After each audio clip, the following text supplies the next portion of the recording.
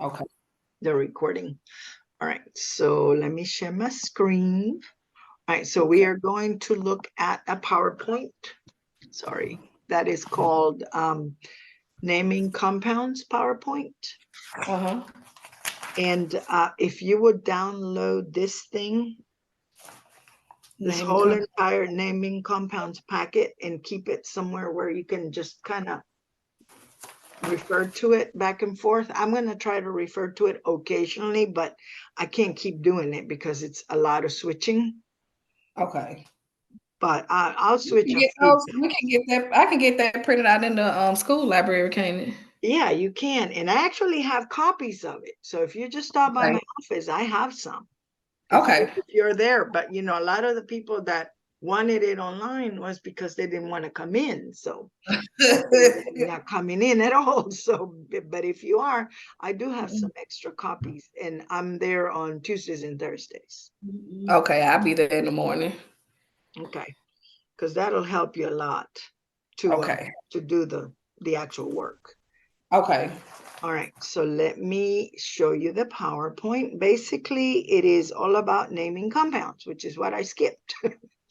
And we're going to learn how to name two types of compounds, ionic and covalent. So as you remember, to put compounds together, you need to know these steps. So basically, what compound would you form from carbon and sulfur? Okay, so number one, you write the valences down, which are, Mhm. you know, the group number um, generated charge. So how do we do that? We go to carbon, and you notice it's a 4, so that means it's going to either be a 4 plus or 4 negative, but it's still a 4. Right. And sulfur is in group 6, which means it's going to be a 2 negative. So Okay. that's why we write that. You see 4 and 2. All right, the step 2 is to cross them down. You notice how we cross Mm-hmm. number. Okay, and then if it is possible, and in this case it is, step 3 is to simplify it. So you combine them together and drop the two. Yeah, you divide both of them by 2. Yeah, so basically you take the superscript from the sulfur, and it becomes a subscript on carbon. And 4 divided by 2. And the opposite, right? And then you simplify it by dividing it by 2. Yeah, in this case, because it could be a 6 and a 3, in which case you would divide by 3. But you know, you simplify. All Right. right, and then excuse me, I Uh-oh. my throat just all of a sudden got real scratchy. You can hear it too. I'll be right back. Mm-hmm. I'm gonna go get water. Okay.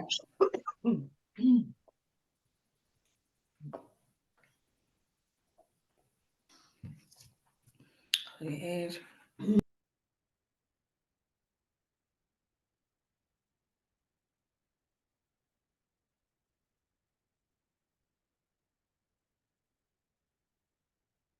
Okay, so like I was saying, Mm-hmm.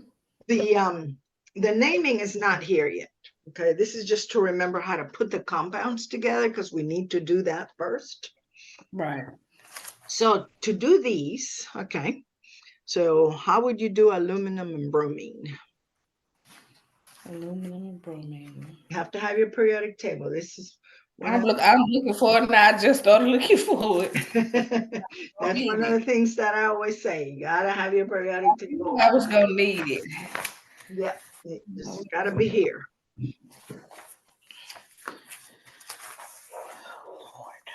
Oh yeah, that water did it. I mean, I'm still a little scratchy, but it's not as bad. Uh-huh. I don't know. I guess it just got dry.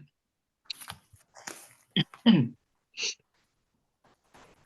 right. I ain't got my thing with me.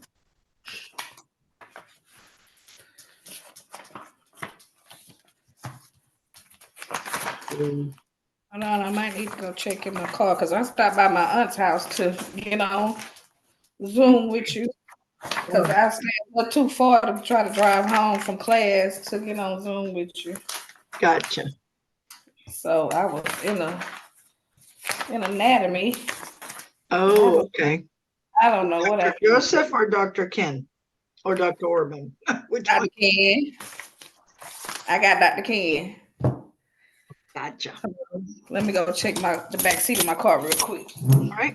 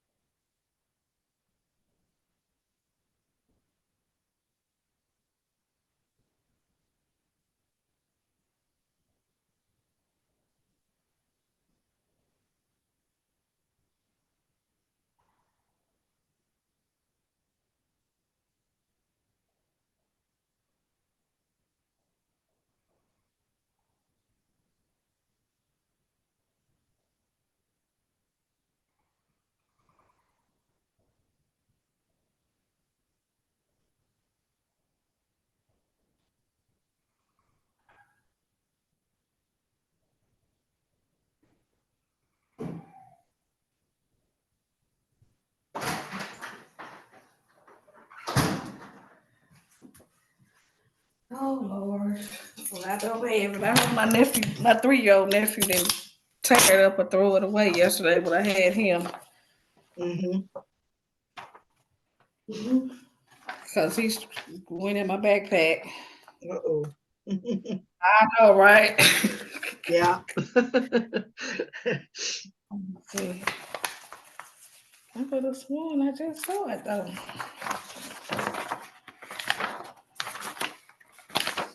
That's weird.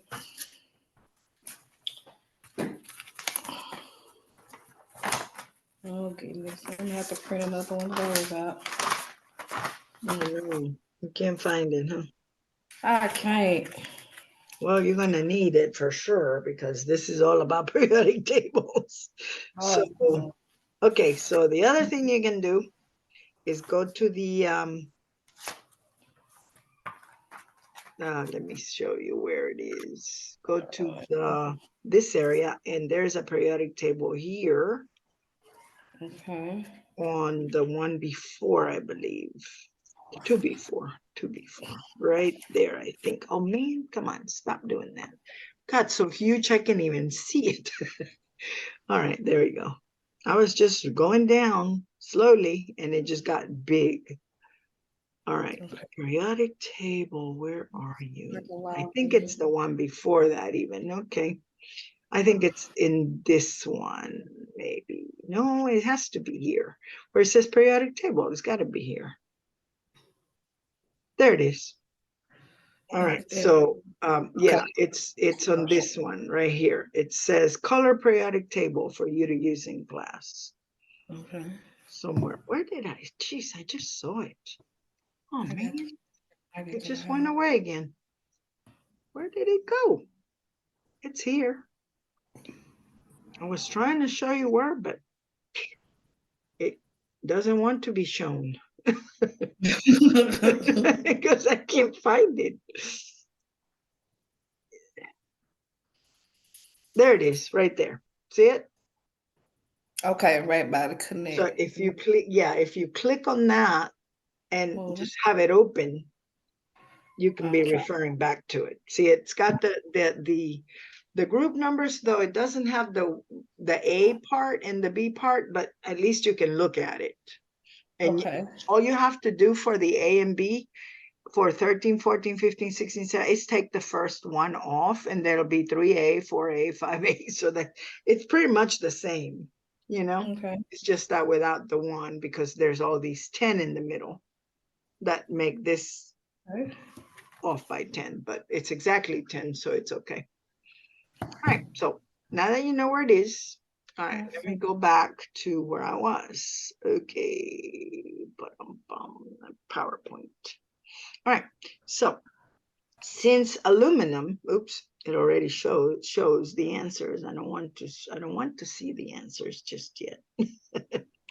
All right, here we go. So aluminum and bromine. Okay, so aluminum, if you look at it, is in group 3, right? So it is a 3 plus because all metals stay with anything below stays with that number.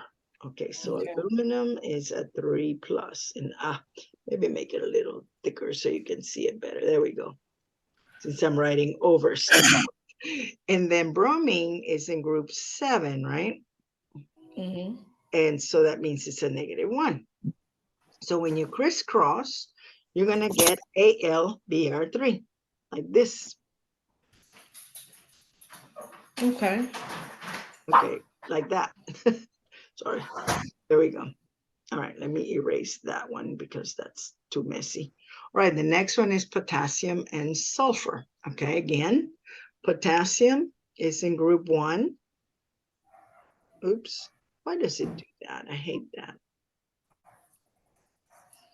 Okay, again, but it didn't even clear it. I said all drawings. There we go. All right, now, again, potassium is in group 1. So it's a K plus. You can see that I'm writing, right? It's thick enough. Right. All right. And sulfur is in group 6. So that means it makes a -2. Right. So when we crisscross, you get K2S. You see that? All right. And so there's your next one. If you look at it, the answer is correct. Okay. Right. All right, let's clear all these drawings. Okay, so zinc. How do we know what zinc is? Okay, so zinc is in the middle area. It's not a 1A or 2A, it's in the B's. So what you need, this is your first tool you're going to use. There are a lot of tools on here. And every time I have to escape this PowerPoint, so I know Right. it's like a big mess that I have to do just to get there. But okay, so with this one, what you want to do is you want to look at this. No, not that. This right here. There we go. It is called periodic table with common ionic charges. You see it? Okay, so you notice that there are some elements that are grayed out. Those elements are the ones that only have one choice, like francium, radium, all of them only have one choice, and it's a +2 or +1. Look over here. Look where zinc is, in the gray area also. Right. So you can see zinc tells you it is a +2. Okay, so now we know that. Now we can go back. I know it's like I'm back and forth here. Okay. All right, so we're going back to the PowerPoint here. Okay, and let's reopen it. There we go. Okay, now just clear that thing because it just looks like a crazy circle in the middle of nowhere. I know. This is what's so weird with this, that it puts the circle not on the paper, it puts it on the screen. So wherever you go, it's going to get to it. All right, so zinc and oxygen.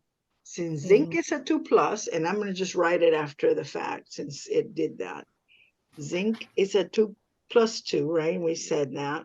You saw it. And oxygen is in group 6, so it's a -2. You can see that these will simplify, right? And that's why you end up with ZNO. Okay. All right. Mg and N. Okay, that's another one. Magnesium is in group 2, so we know immediately that magnesium is going to be a +2. And nitrogen is in group 5, and so it's a -3. Crisscrossing, you get the 3 over here, right? And the 2 over here. So there's your answer, Mg and 3. Mg2, sorry, and 3. backwards, Mg3 N2. That's what I meant to say. My brain is working. It's just my mouth isn't. All right, CCl4. All right, again, carbon and chloride. Okay, so carbon is in group 4, so we put C4. And chlorine is in, and it can be a positive or a negative. It doesn't matter in this one because it is a covalent compound. And chlorine is in group 7, so it's a negative. So this is going to end up being CCl4, right? Because that moves over here. And this one, which is doesn't make any difference, moves there. So the answer is CCl4.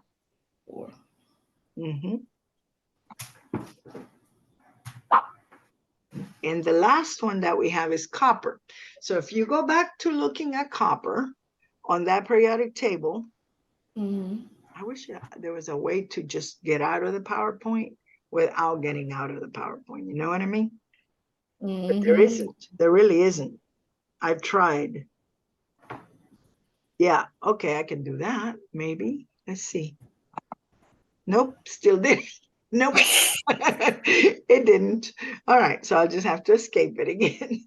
It's what happens. That's the only thing that All right, so back to the periodic table, which is up here on this thing. I have it open. There it is. All right, in copper, look, we have two choices. You see that? We have a +2 and a +1. So they didn't ask us which one, right? They didn't tell us. So we got to do both. Right. So we're going back to the PowerPoint. And there's a crazy circle. And now let's do it. And see, there's the answer already because, it's what happens when you're doing this. Right. See? There. All right, so copper, you have two choices, and we're going to do both together. So you have the copper +1 and the copper +2. And then they're both oxygen. So oxygen 2 negative 2, right? And oxygen -2 both times. So when we crisscross this one, the 2 is going to go here, right? When we crisscross this one, we don't really have to because these are going to cancel. Right.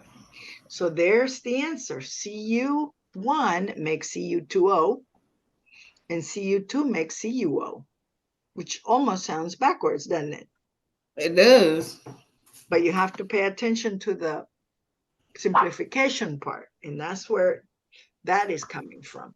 All right, so that is just a quick reminder of how to make compounds, because we did that already once. But we are now going to go to the next slide, how to name them. All right, so it's easy.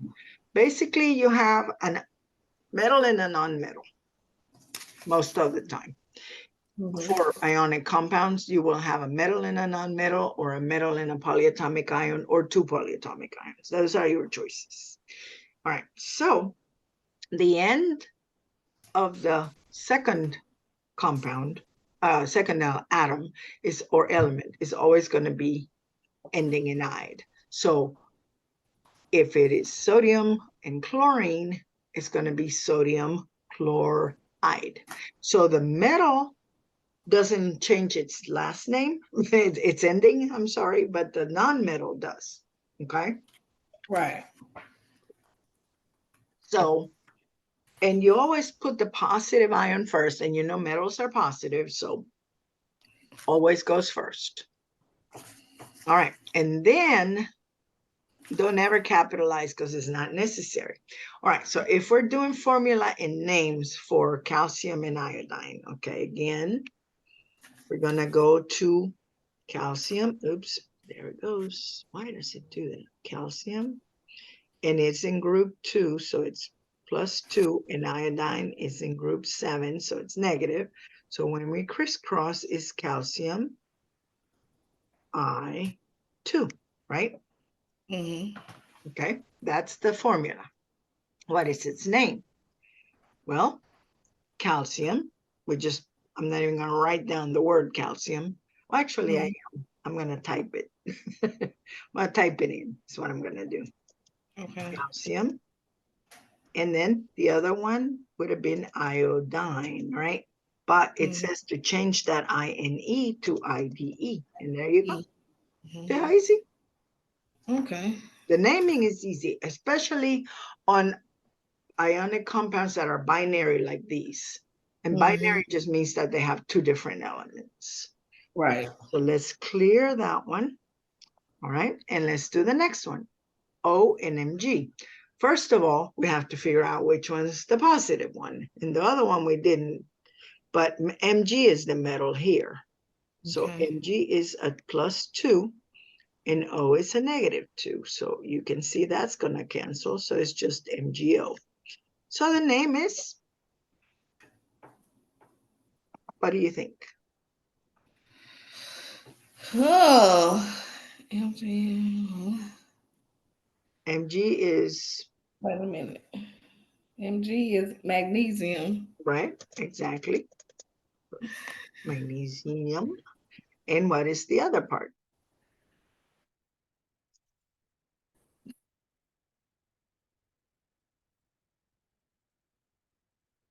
Well, you know that's oxygen, right?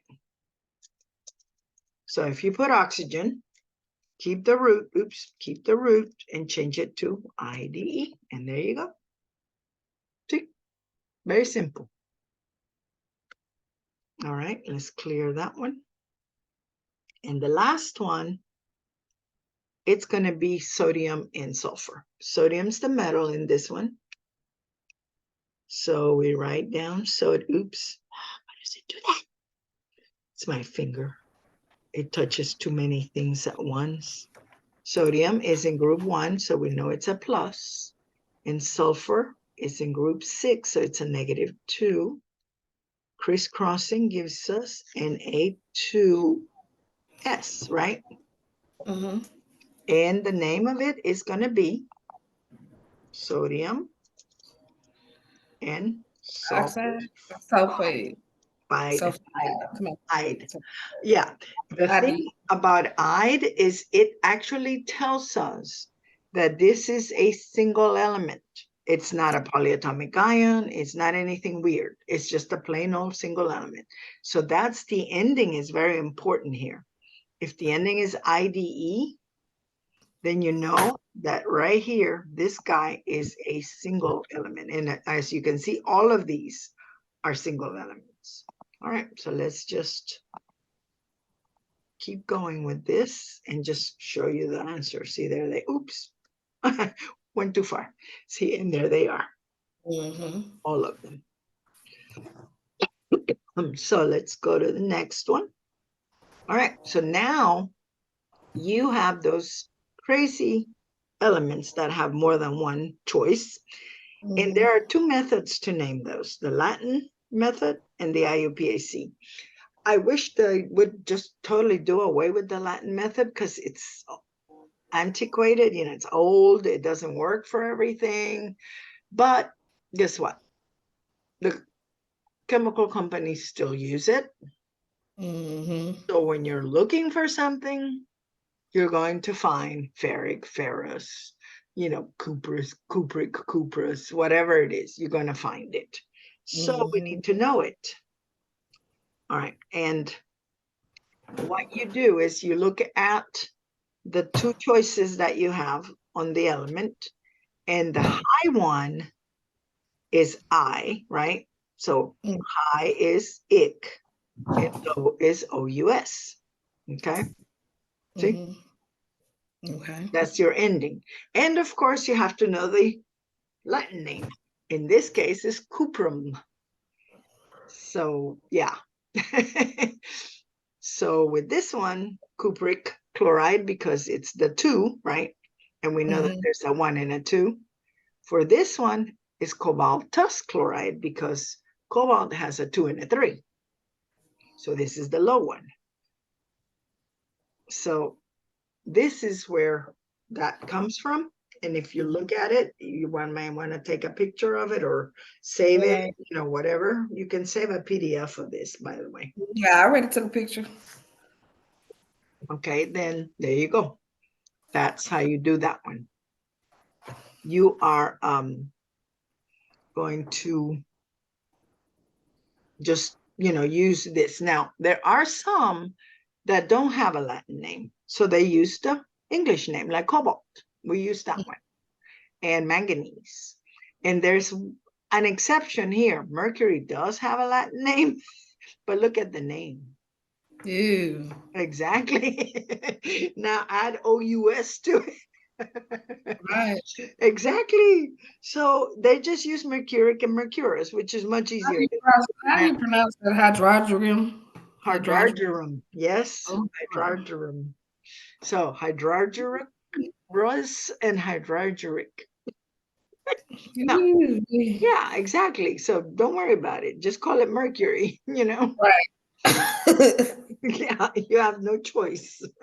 Your tongue would not allow it otherwise. Well, Yeah, well, that's the old time. So we just mentioned it.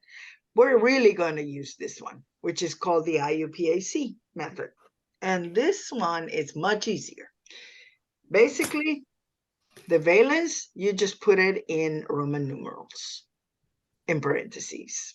That's it, after the name. So that becomes, like here, copper 2 chloride and cobalt 2 chloride. See how easy that was? right. Much easier than this crazy stuff. Right. But, like I said, we have to know it anyway. All right, so if we do these, which we're going to do one at a time. Okay, so you've got the copper and you got the chlorine. So CuCl2 is going to be copper 2 chloride. Very simple, right? Mm-hmm. Straightforward. And remember, you have to put it in Roman numerals. Roman numerals. So you have to know your Roman numerals at least up to 6, which is not bad. Actually, I think 7. All right, so that one was easy. Now let's do zinc. Okay, so if you look at your ions that we know, and here we go again, we're going to escape this PowerPoint. You got to go look. Come on, escape. There we go.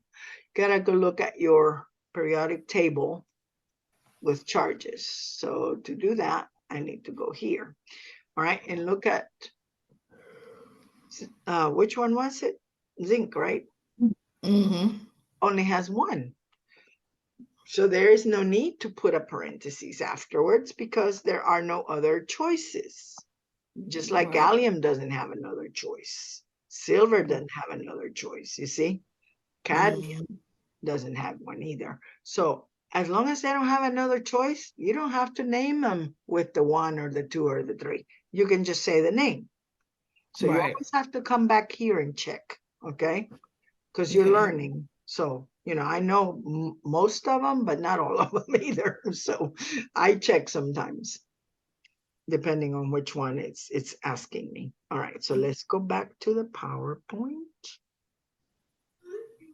Let me undo these little circles. There we go. Go back to the PowerPoint and keep going from there. All right, so we were doing, I know they're already there, but we were just trying to do them, so that we understand them. All right, so the next one is just zinc chloride. And the compound is going to be, obviously, it's 2 to 1, so you can see it's the same ratio. Therefore, it's going to be just Zn, oops, come here, you, ZnCl2. And the name is just zinc chloride, like I said, because there's no need to put anything afterwards, right? Right. Since the choice is 2 and only 2.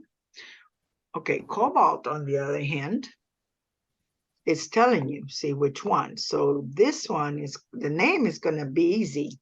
Cobalt 2, right? Because it is the 2 chloride. And, oops, chloride. And of course, the formula is right there. I mean, it's the same two, So it'll two, be two, right? OC2. Exactly. CO, Cl2. Okay. Okay, so it's just CO, Cl2.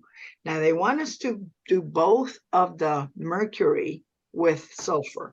So mercury has 2 and it has 1 and 2. So Hg, come on, come on, why are you doing that to me? Oh, I don't like you when you do that. Come on, backwards. There we go. Hg plus and Hg2 plus, right? Mm-hmm. So, and then the other one is sulfur. That's a plus. Sulfur is -2 both times, right? Obviously, because it's sulfur. So when we crisscross, this one is going to give us Hg2s. But this one is going to give us HgS. Oops, S. See, there's the difference. And that's what we know. So what are the names going to be? Well, mercury 1 sulfide and mercury 2 sulfide. Very simple, right? Right. Okay, so let's look at them. I like to kind of try to explain them before, because if you just look at this, you're like, huh? You know? So that's why I'm just showing you now. There it is. And then Right. the mercury 2. And it looks like a mercury 1 and mercury 2 backwards. But remember, we crisscross and then we simplify. So you always have to figure out which one it is. Right. Now, we have these other things called polyatomic ions. These are covalently bonded ions that stay together mostly, and they are treated as one single thing. So it's a group of atoms that is charged, okay? Mm-hmm. So far we've looked at singles like this, lithium oxide, no big deal. Well, the same thing happens with the groups. The only thing is you have a little bit of a different story here. Since they are one thing, so we take this whole entire OH, right? And we call it one thing. So it's as if you're putting H or just O, but you got to watch that, okay? And OH is a negative. This one is a negative, and this one's a -3. And you notice I put negative with the 2, so that's already on there. Okay, so this is how you know. And you know because you have another tool. Here we go. This is our tool that I'm going to show you. And this one I have right here. All right, I have highlighted some of them. This one I shouldn't have highlighted. Let me take it off. Undo it. No color. There we go. All right. The rest of them I highlighted for a reason. All right, let me clear all this. Okay, so on your list, you're going to have mainly 8s and 9s. You see that? 8, 8, 8, 8, 8. Right. 8-ide. That's why I highlighted it, because it ends in IDE. And what did I tell you about the ending for IDE? It usually symbolizes a single element, but not cyanide. But then again, there is no element, cyanum. So that's how you know that it's not a single element. This is one of the few exceptions, like I said. And there are some. And then there's hydrogen sulfide. And you have 2 elements right there. So it's obvious there's 2. Amide or amide, depending on who's talking. You know there's no amium, right? So it can't exist. And hydroxide is telling you there's hydrogen and oxygen, right? So you know that one's not one. And peroxide's the only one that's tricky, because it's actually oxygen only. And that's the only one that's a little tricky because of that. Like I said, it is because it is oxygen only, but there are some things about this particular compound that are different from just oxygen. Number one, you notice there's a 2 there. Normally, whenever we've written oxygen with its charge, it's been just by one. So peroxide is actually two oxygen atoms bonded together with a -2 charge. And that's the difference. And then there's this particular guy who is in blue over here. And he is of interest because it is the only positive one. You see that? Everybody else is negative except that one. So that's why I highlighted the whole thing. Okay. All right, and I think that's all of them. Yeah, I think that's all of it. You notice everybody's 8s and 9s. So the ending pretty much tells you this is a polyatomic ion. You see? So 8 or 8 ending, usually polyatomic. A few exceptions with "ide," but usually you can tell that they're not your element anyway. All right, so let's go back and keep this one open like I asked you. Yeah, because I know I have the printout, but I cannot pass it through you, through the screen. So if I could, I would. But we are just going to go ahead and keep going with the PowerPoint now. All right, so we know how to name these.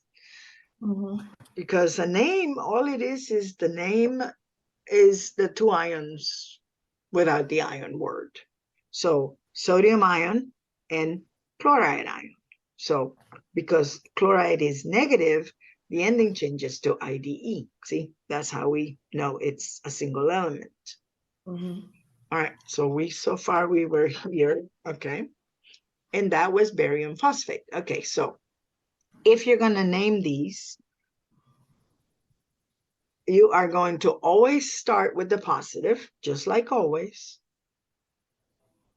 And you are going to give the name of the ion that is positive first, and the name of the negative ion next. So if ammonium is bonded to non-metal, then it's ammonium and chlorine, let's say, so ammonium chloride. But if ammonium is bonded to another polyatomic ion, like ammonium sulfate, for example, then you have NH4 and SO4. So there are two of them. I know. And here's some to name right here. All right. So looking at the polyatomic ions, we can identify the one. These are already put together. So we know this is calcium. That's not a problem. And what is the other thing? If you look at your polyatomic ions, I have actually organized them by element so that it's easier for you to find the name in the, in the list. So it is, starts with O, so look under, after Calcium oxide? hydroxide. Hydroxide. Did you see it? It's right there. It's on your polyatomic ion list. Okay, this is another thing. When you have something like this, you're going to have to figure out who this is because you don't know. You could have simplified for all you know. Okay, so you're going to do your copper and you're going to leave it alone. And then you're going to go and use your sulfate. And the sulfate is a -2. And there is only one sulfate. Therefore, this has to be the same bond as this. Only one copper also. So then now you know this is copper 2. So now you can name it. So the ion is copper 2. And the name of the polyatomic ion is sulfate. See? It's just a knowing of the names. Okay, this one is both ammonium and nitrate. So ammonium is the name of it, nitrate. See? Nitrate. There we go. And then this one, again, we have to decompose it to figure out who it is. Because we know, oh, no, I did not want to do that. Undo. Thank you. I just wanted to undo this one. I wanted to remove just the writing, this part. I'm just going to have to leave those little, I knew it. I'm just gonna have to leave those little dots around because otherwise they're gonna make these go away. See? I just gotta leave those alone. All right, so cobalt, if we write just cobalt, we just put the CO on there because we don't know. Okay, we do not know which cobalt this is. Oh, man, why is it doing this? So annoying. Sometimes this is just easy. There, see, like that. And then we have the carbonate. And there are 3 of them. See that? But if you look at the polyatomic ion named carbonate, which is CO3, what is its charge? -2. Okay.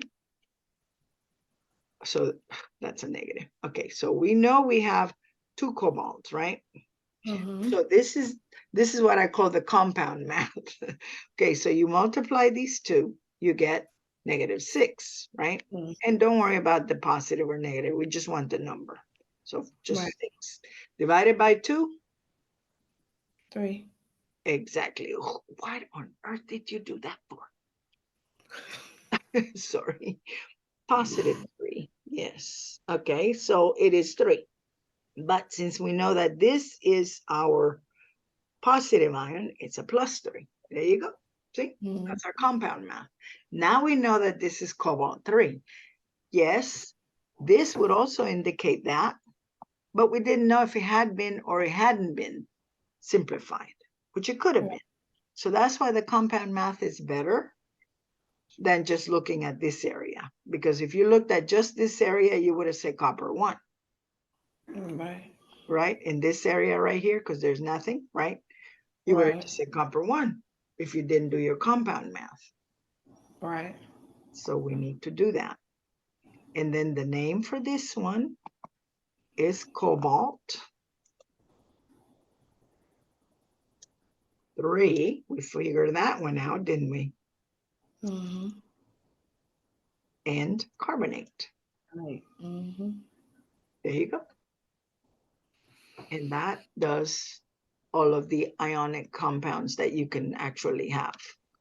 Types of ionic compounds. Okay. All right. And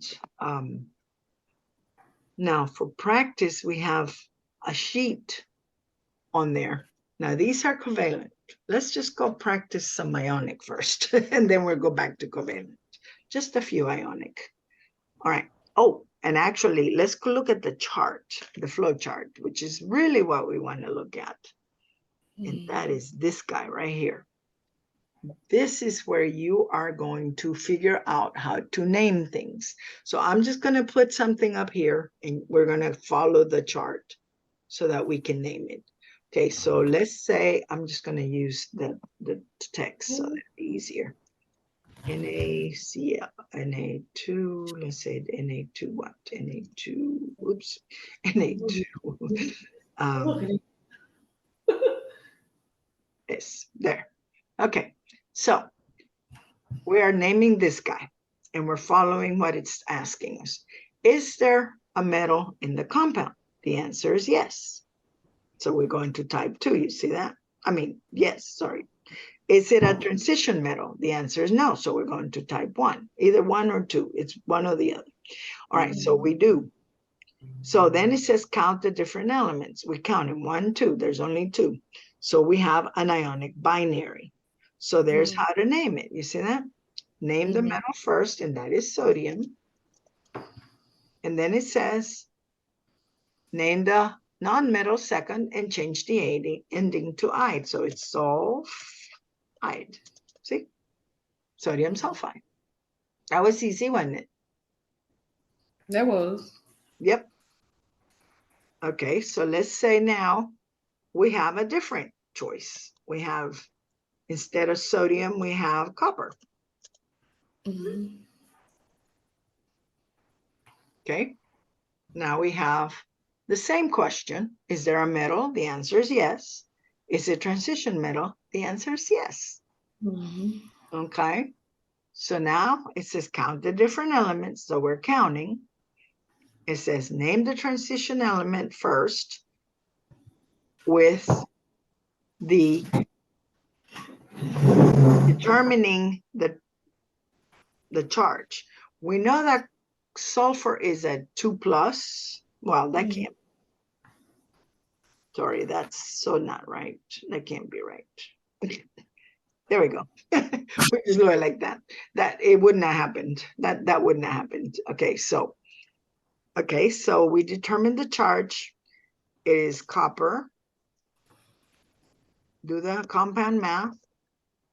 It's going to be 2 because sulfur is a 2 negative. So sulfide. That was easy too, right? That's this side. Now,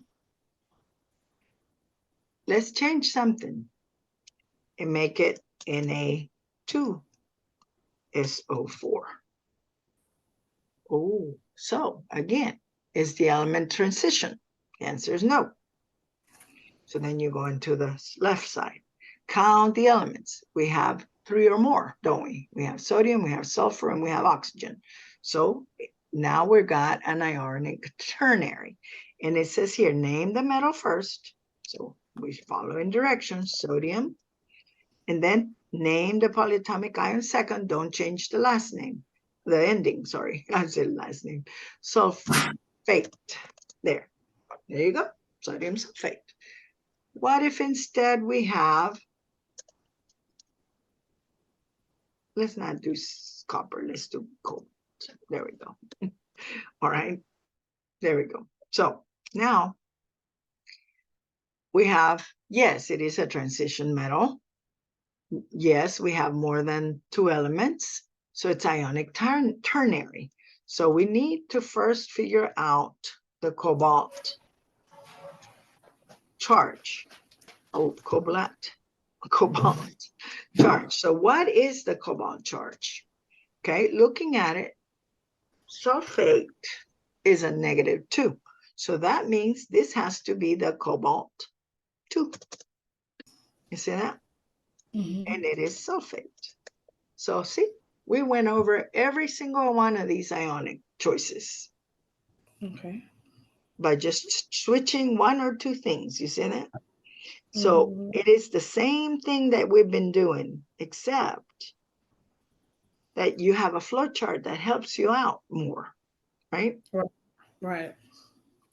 So now, what if the other side is true? Let's go find out, because we need, and we're not going to do the acids. We're just going to go back to see what happens if our choices are not any of this on the left, that we do not have a metal, but we do have a non-metal first. Then we have a covalent compound, which has a totally different set of rules, which we're going to next. Oops. Okay, come here, you. All right, so here are your covalent compound naming. All right, and I can just get rid of that because we don't need those. Okay, so to name covalent compounds, it is first thing you need to do is identify them. And to identify them, you will know that it is a covalent compound because the element that is first is not a metal. Okay. And then you have these prefixes to remember. And by the way, those prefixes are found on the back of that flowchart also. So you have them. But let's just think of things that you can associate with. Okay, so you ever heard of a monocle? No? Basically, it's the old-fashioned glasses that they used to use with one eye only. Okay, so mono means one, right?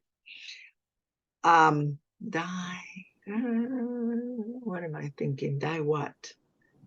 Di is a hard one because we don't use di. We usually use bi in English because it's Latin, but this is Greek. Tri, let's think of tricycle, right? That's 3 wheels. Tetra, kind of a little bit hard, but if you ever play Tetris, you know, it's a cube. Cube has 4 sides. Ah, there you go. Penta, you have the Pentagon building over in Washington, D.C., which has how many sides? 5. Mm-hmm. Hexa, that's another one that's a little hard to kind of associate with anything, but a hexagon is a stop sign. That's what I always see when I see hexagon. It's a stop sign.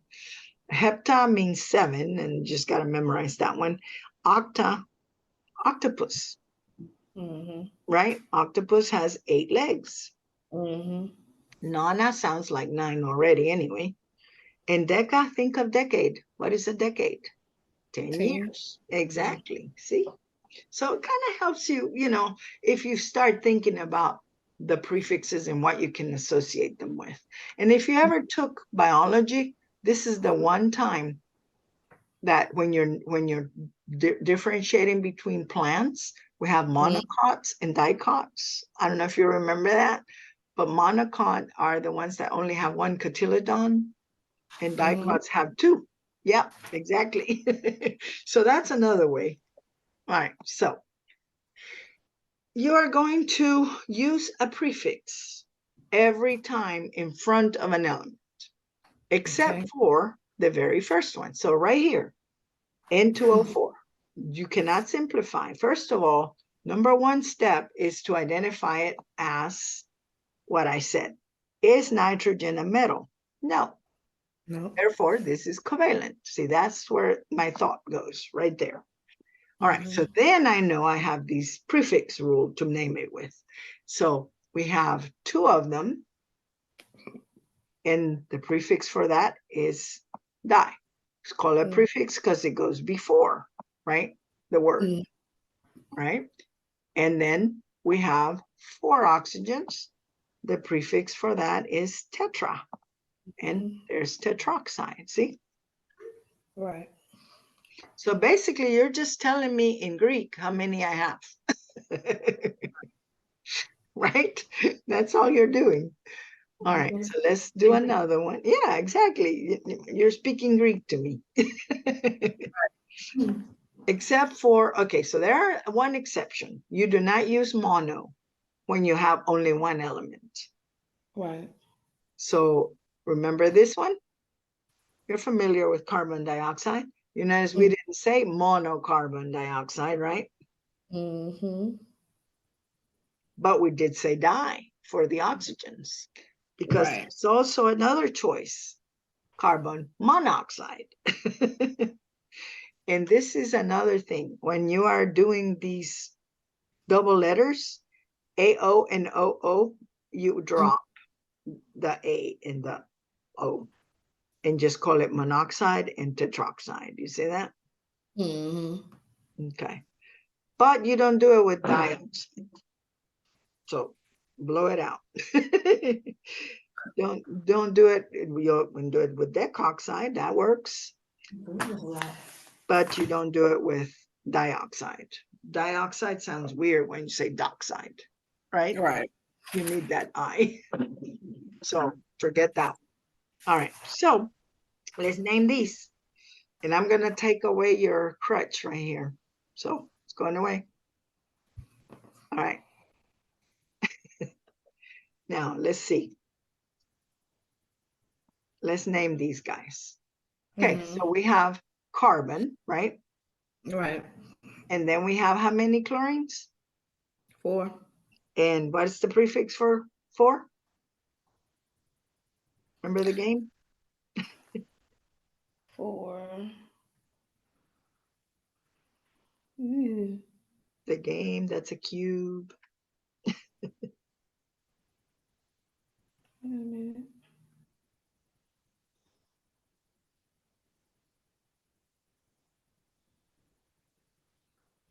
All right. Anyway, so this is Mm.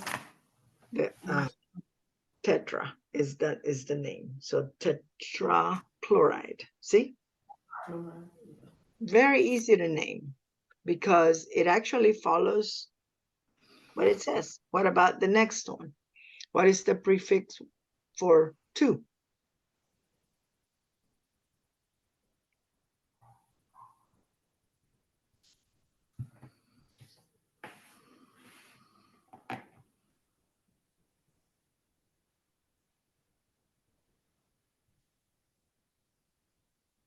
Okay. Prefix for 2 is di. What is the prefix for 3?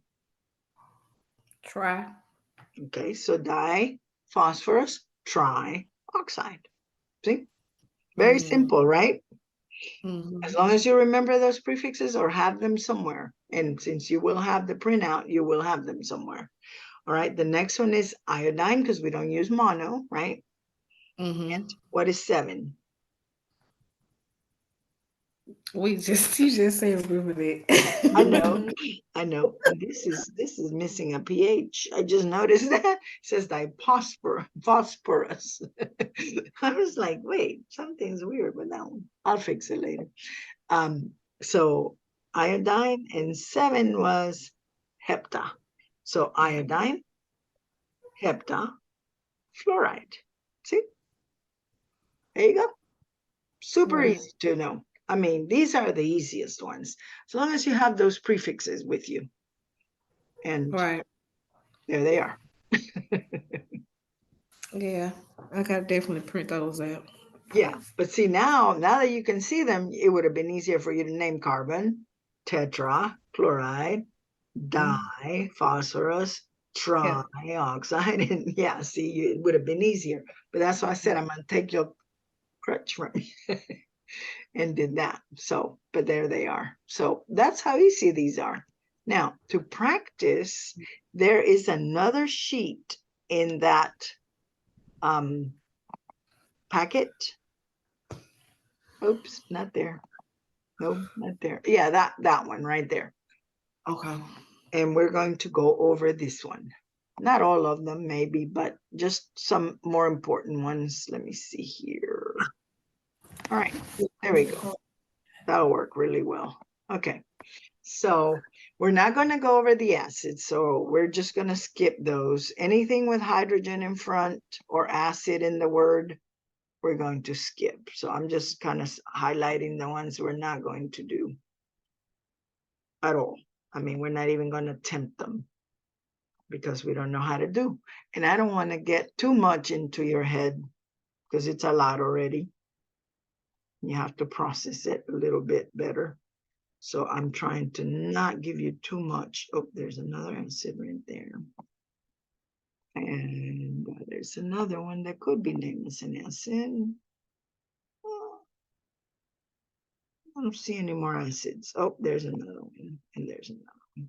Okay, so that's it. We're not doing those, but we're doing these other ones. All right, so lead 2 sulfide. Let's do it. Can you see this side right here where I'm writing? Yes. Okay, so lead 2. Remember, it's telling me it's a 2 plus by giving me that 2. And then sulfide, IDE, tells me it's the single element, right? And that is a -2.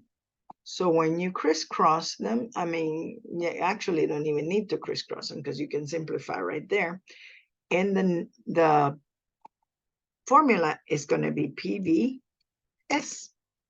And there you go. Oh, I missed that one. I didn't see that perchloric acid. Another one we're not doing. All right, zinc hydroxide. All right, so go through the whole process. Zinc hydroxide. You look up zinc in your periodic table with several. So hold on. Let me go back to it. There. We'll look zinc up here, right? There it is, right? And we know that it only has 1. Therefore, we don't need to use anything afterwards. So we know it's plain old zinc. So we got that down. Now let's go back to the periodic table. I mean, not the periodic table, to the PowerPoint. No, not the PowerPoint. Sorry. I'll find it someday. There it is, to that one. Nope, that's not it either.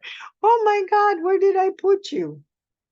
I have a bunch of stuff open, so you'll have to bear with me.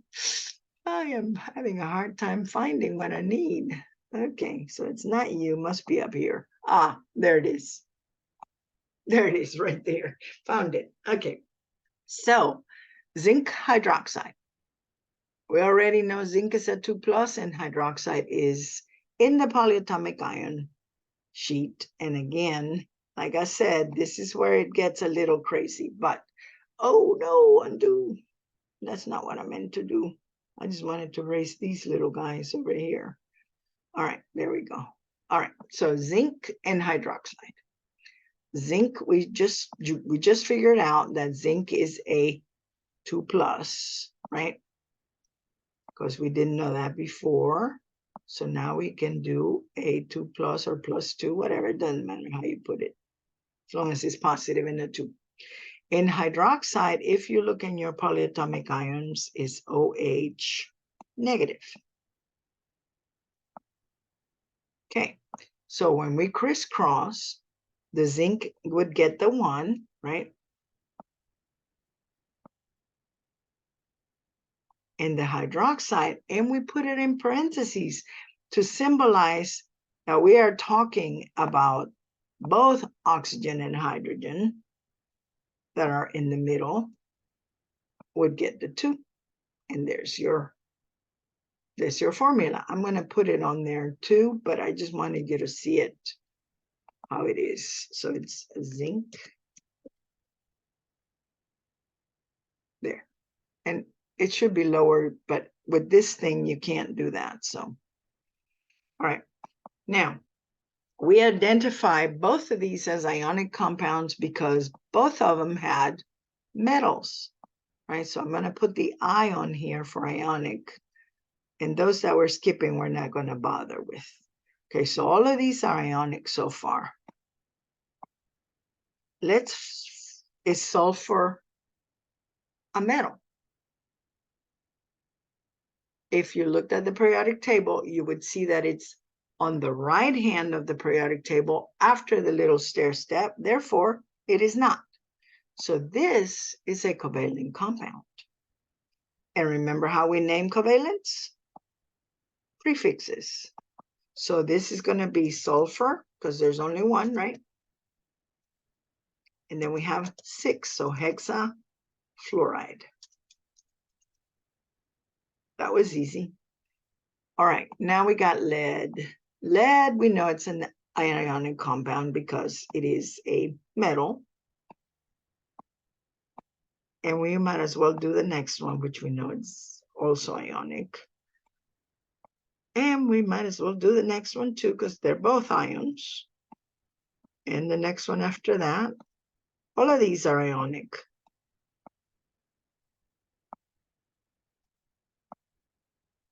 Okay, we said sulfur is not, right? So this must be covalent. And plus we have prefixes. When you see prefixes, covalent.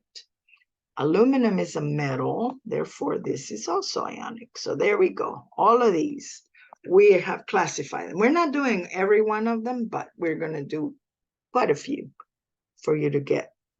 No, I don't want to clear it. Ooh, no.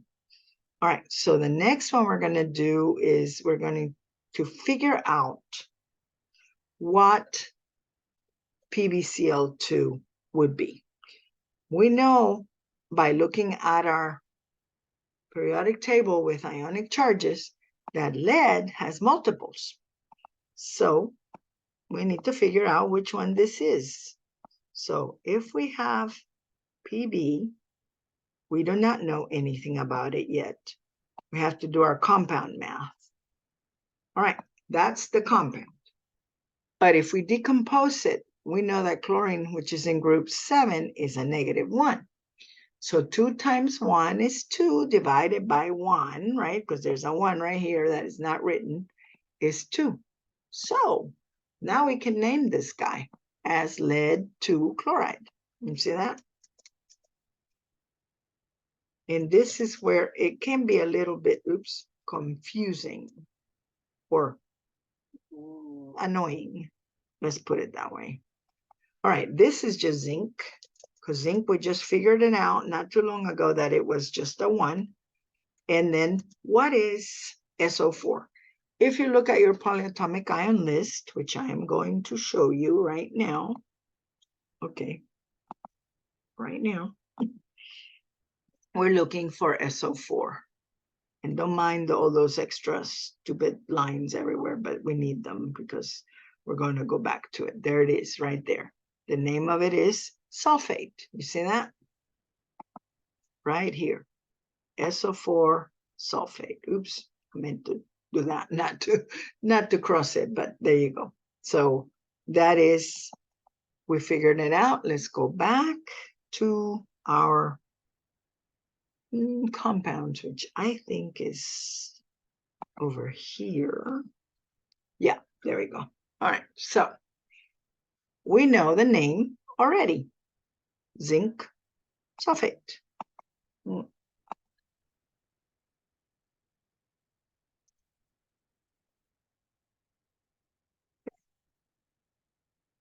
Ammonium carbonate, okay? It's telling me I have ammonium, which is a polyatomic ion, and I have carbonate.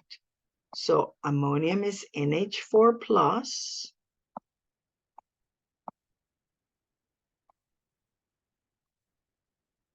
Now I'm going slow because I'm using my mouse so it doesn't do that crazy stuff that it's been doing.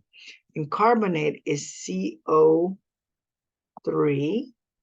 Remember, this 3 and this 4 don't matter to our crossing. 2, -2. So when we crisscross, the ammonium needs to be in parentheses because it's going to be multiplied by the 2 from the carbonate. So this is NH4 times 2, right? And this is not math, so do not say N2H8. It's not. And CO3, because we only need one of those for every 2 ammonia. Okay, and there you go. There's your answer. So ammonium carbonate, boom, right here. Oops, let me make it a little bit. Maybe I'll put it below. Might be better. Yeah, because it's going to be too long. So NH4. Oh, I forgot the parentheses. I forgot the parentheses. 2 CO3.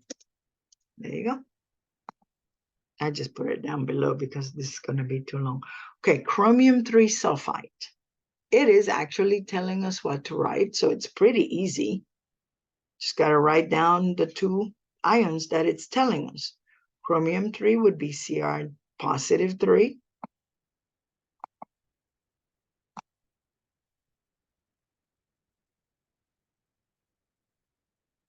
NR, there we go. Plus 3. And then we've got sulfite, right? I said, yeah, it did say sulfite, which if you look at your polyatomic ion list is SO3 -2. So when we crisscross, boom, boom, right, we get chromium gets the 2, and then we parentheses, SO3 gets the 3.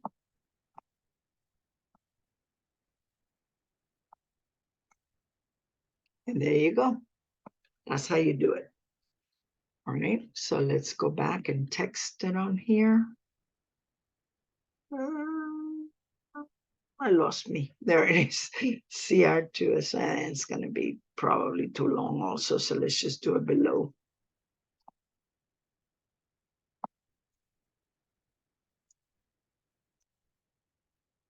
Oops, parentheses. SO3 times 3. Oops, times 3. There you go. All right, so, okay, this one brings us to another one that is nickel 2-sulfate hexahydrate. So the hexahydrate part is what is known as a hydrate. Obviously, the word tells you that. Hydrate just means that it has pulled in water to its, not to its structure, because it's not bonding with it, but it's attracting it. So basically what we have is a kind of like when you dry a towel, you know, with a towel, the water stays in there, kind of like that. So you're just kind of incorporating it into the crystals of the thing, okay? So nickel 2 sulfate is going to look like this, nickel, and it's saying 2, so it's going to be plus 2. And sulfate is SO4 negative 2. So as you can see, these two are going to cancel out. But here's the trick. Hexa means 6. So you're going to have 6 waters, 6 molecules of water for every molecule of nickel 2 sulfate incorporated into its lattice. That's what this means. And to write it in here, it is a weird thing. Since it is not bonded, you have to put a dot. I know it's weird, but I'm gonna write it right here. Nickel 2 sulfate, oops, 2 sulfate, and then dot 6 waters. See? All right, so the next one is sulfur trioxide, okay? We immediately know that's a covalent compound because of the tri part. We already kind of classified them anyway. So you always have to classify them because the rules are different for the different ones. So basically it's telling me to write this, and I'm just going to write it out. It's telling me there's a sulfur, 1, and there's 3 oxygens. That's it. That's what it told me. That was easy, wasn't it? And this one, we look for aluminum. We see it's a gray element, so we know that aluminum, it's the name. And then oxygen by itself, so it's oxide. There you go. All right. So to do more of these, you can just go look at your, there's a PowerPoint that actually has the answers to this, and I gave it to you on purpose so that you could, let me go back to not here. Yeah, let me get out of this one. Okay, so I gave it to you on purpose so that you could use it as a practice. Okay, still not there yet. I passed it. No, I didn't pass it. There it is, right here. Compound naming. Here we go. There it is. Chemical nomenclature practice. Let me just show it to you real quick and then we'll quit. All right, so this one is built this way, but if you put it in presentation mode, see how it's giving you just the question? And then you just say, oh, okay, so I'm going to practice. That is lead, sulfur's 2, so that's lead 2 sulfate. Sulfide, sorry. All right, so let's say you finish all of these, and we got to keep going all of these. All right, so we have drilled ourselves with all of these. It's time to check. See how many you got right. And there they are. You see that? Pretty cool, huh? So that's how you're going to do it for yourself. See, there's all of them. Yeah, all of them right here. So you can actually check and see if you've learned them, and if you have any questions next time, you can ask me. Okay. All right. Gotcha. We are pretty much done, unless you have other questions or comments or anything. No, ma'am. All righty, then we are finished. Okay. You have a great day, and you're the only one left. Right. Yeah, a good rest of the evening too, Ms. Vance. I know. All righty. Okay. Bye-bye. Bye.